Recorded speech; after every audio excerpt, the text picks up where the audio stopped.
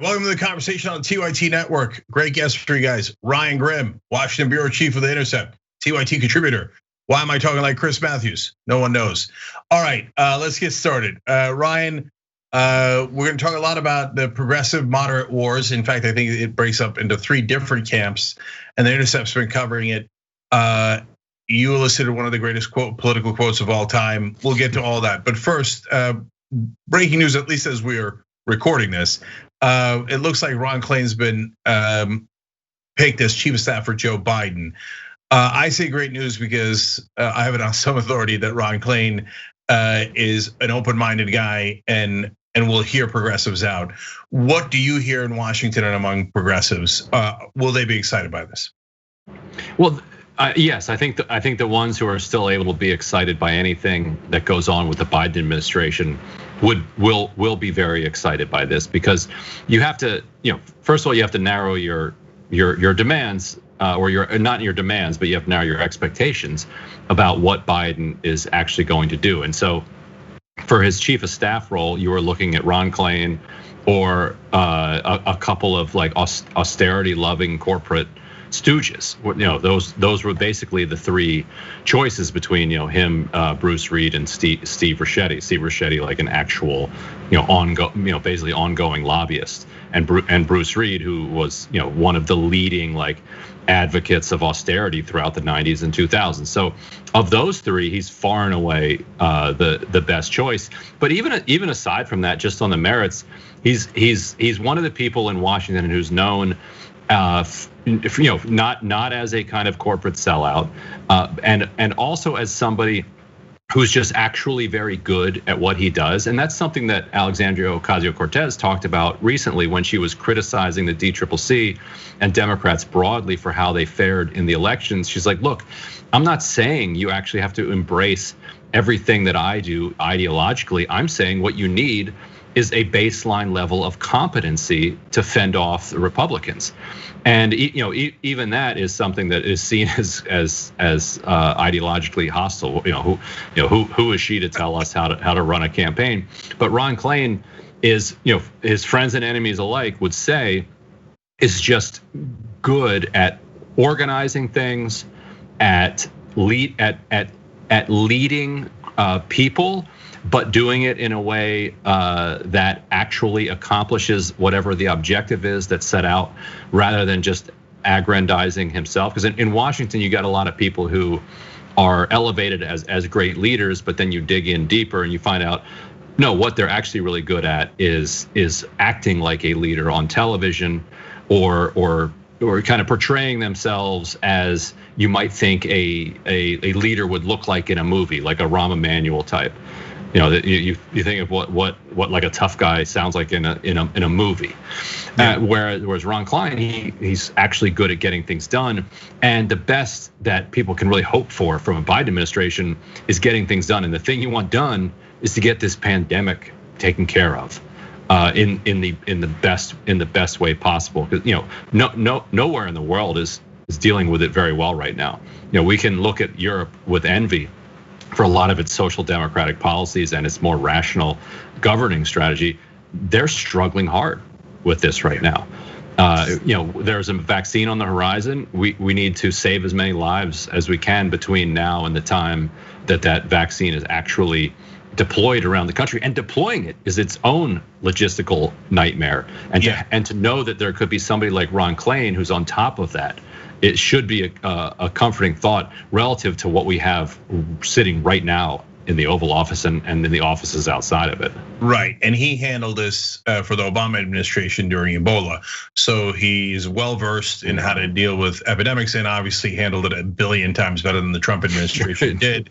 And for progressives, the reason they're excited about this pick is mainly because it means it's not an act of war as the first act, right? Ron Klain is not who you would describe as a progressive. So it's not like, yay, Ilhan Omar's brother is now chief of staff for Joe Biden. No, right? By the way, I have no idea the politics of Ilhan Omar's brother. But he's infinitely better than the other 2, and signals that at least we're gonna have a rational voice who's willing to hear everybody out, and that's really important. So that's good news.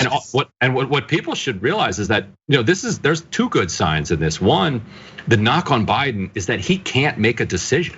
That he's this incredibly indecisive person who barely even had a field director in Iowa until the caucuses, because he couldn't decide on who to put out there, couldn't decide on whether he was going to run, when he was going to run.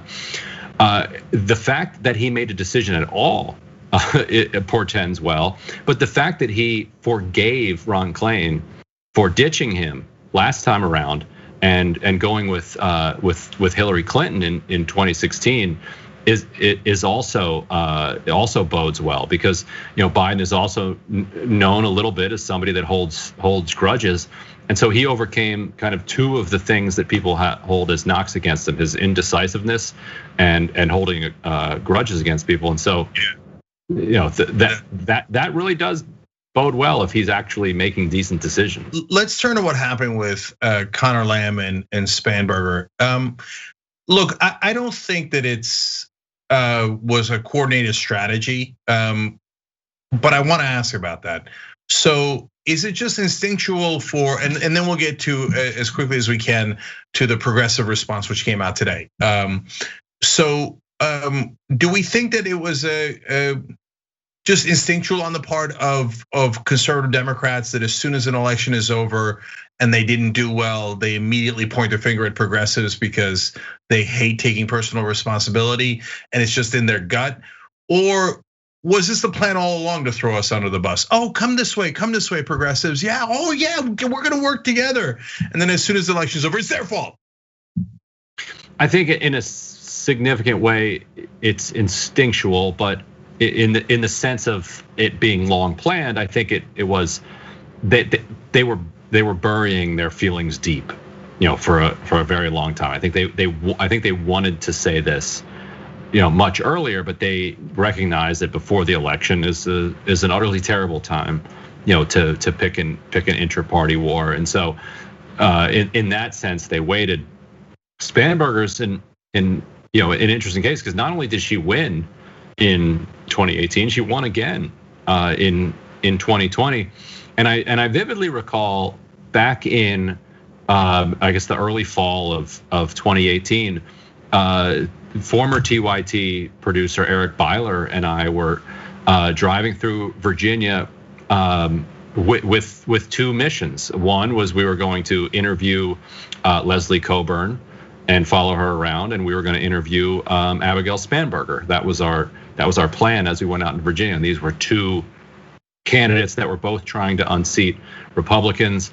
Spanberger was doing it with a more kind of traditional approach. Coburn was doing it with a more progressive approach, and everything was lined up. And Spanberger's team just kind of stopped returning phone calls, even though they had set it up. And so we ended up only doing Coburn and then heading back to Washington. And I realized later that it was a strategic decision, that they had decided that that they were not interested in having TYT covering them or in the kind of late or early to mid fall of the campaign. And that's kind of Spanberg's tactical approach to how she wants to position herself in her district in Virginia. And this only benefits her more, or only benefits that strategy more. She believes that if she can pick public fights with the squad and with the left, that then she can use those fights in her next re-election campaign to further distance herself from the left wing of the Democratic Party. Yeah, well, good. Then we won't feel bad about using the strategy of picking a fight with her. So she'll love it. Yeah, and in fact, I'm going to get to that in a second, and I'm afraid we're going to run out of time. But look, if the folks at home were paying attention, if you notice, there was no Joe Biden on TYT during the election. There was no Kamala Harris, and there was not even any surrogates. It was not for lack of asking. So yes, these are strategies, and so it's not unclear. And so now to that point, the conservative Democrats attacking progressives both immediately after an election and at any time is very normal in Washington. Well, what's not normal is that today progressives decide to strike back. And that almost never happens, especially with elected legislators. But Sunrise Movement, Just Democrats, and Rashida Tlaib in particular come out and say, no, we're gonna fight back. So what does that mean, and what did they say today? Well, it is really a brand new world in the sense that not only are progressives fighting back, they're coming with data and they're coming with arguments, and they're kind of calling the bluff of a lot of these centrists to say, look, if you think that your approach to winning majorities is better, lay it on the line. Tell us, like show us in the data where it is that your messages resonated and our message, hurt or didn't resonate, because we have the opposite data. Here is how we performed when it came to voter turnout in these cities. Here is how, here's how people received our message, and here's who won. So bring it. So yeah, it is a new day. Yeah, and so we're out of time, but they asked for a number of, well, they actually picked every cabinet position and said these are the people that we would like: Bernie Sanders, Elizabeth Warren, and Stiglitz. All these wonderful progressives are on the list. And my point there is, why not? I mean, progressives are so beat down in DC that, like, when they put out a list of like, here's the people we would like, people are like, are they allowed to do that? Who do they think they are? Of course we're allowed to do that. So I love that finally somebody like Representative Rashida Tlaib came out and said, no, I'm done getting beat up. Now we fight back. And so to me, it's a great day in America.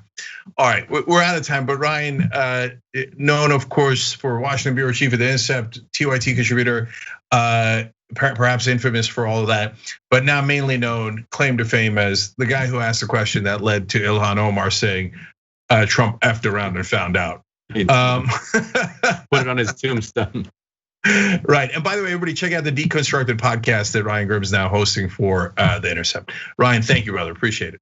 All right, thanks, Cenk. Like what you see? Click the subscribe button below, and don't forget to ring the bell to never miss another video from the Young Turks.